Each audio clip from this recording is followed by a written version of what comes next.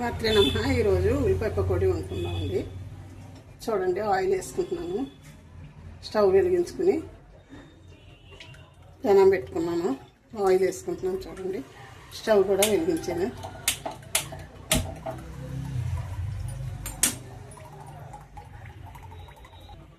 ఇప్పుడు పిండి కలుపుకుందామండి. ఇదిగోండి ఉల్లిపాయ ముక్కలు పెట్టుకున్నాను. ఇదిగోండి పిండి వేసుకుంటున్నాను.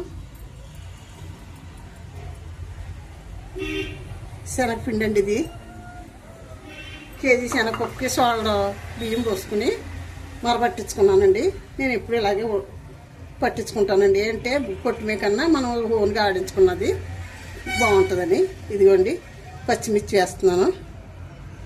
అల్లం ముక్కలు,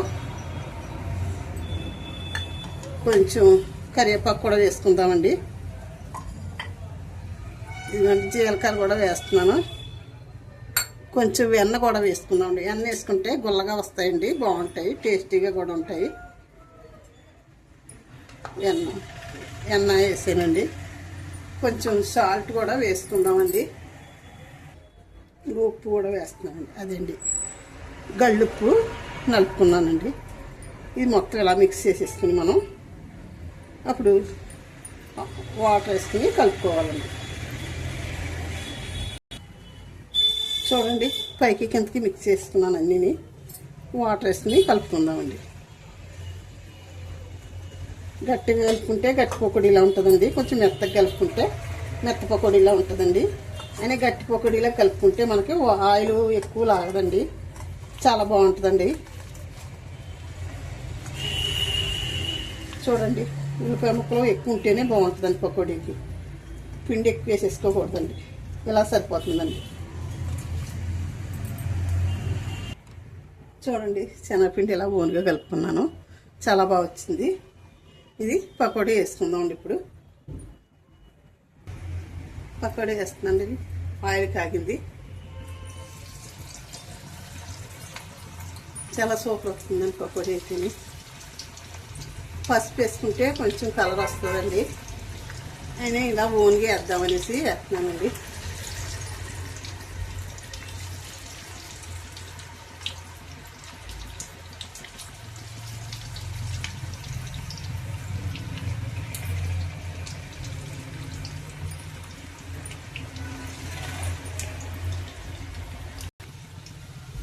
కలుపుకుందాం ఒకసారి.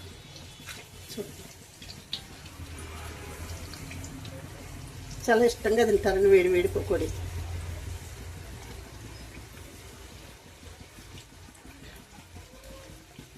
చాలా బాగుంటుంది కూడా పకోడీ, చాలా బాగుంటుందండి. చూడండి, ఇలా ఓన్గా 1 కేజీ శనగపప్పులో సోళ్ళ బియ్యం వేసుకుని ఓన్గా ఆడించుకుని ఉంచుకుంటే ఆయిల్ లాగదండి. పకోడీ కూడా సూపర్ ఉంటుందండి. మనం ఎలా కావాలంటే అలా వేసుకోవచ్చు.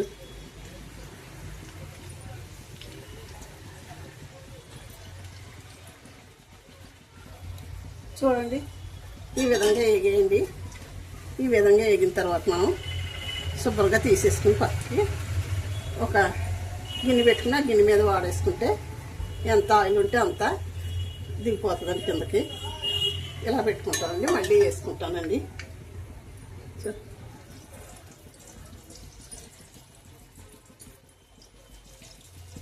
చాలా బాగా వచ్చేది పకోడీ అయితేనే.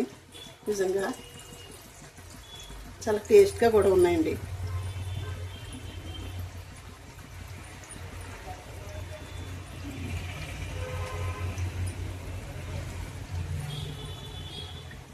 పిల్లలకి వేసి పెడితే ఇలా ఇష్టంగా తింటారండి.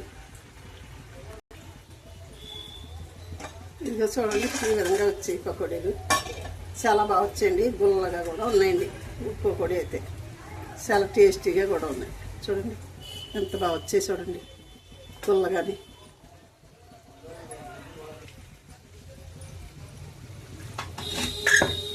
చూడండి ఎంత బాగా వచ్చాయో పకోడీలు అయితే. నేను వీడియో ముగిస్తున్నానండి. ఉంటానండి. శ్రీమాత్రి నమః, శ్రీమాత్రి నమః, శ్రీమాత్రి నమః. ఉంటానండి.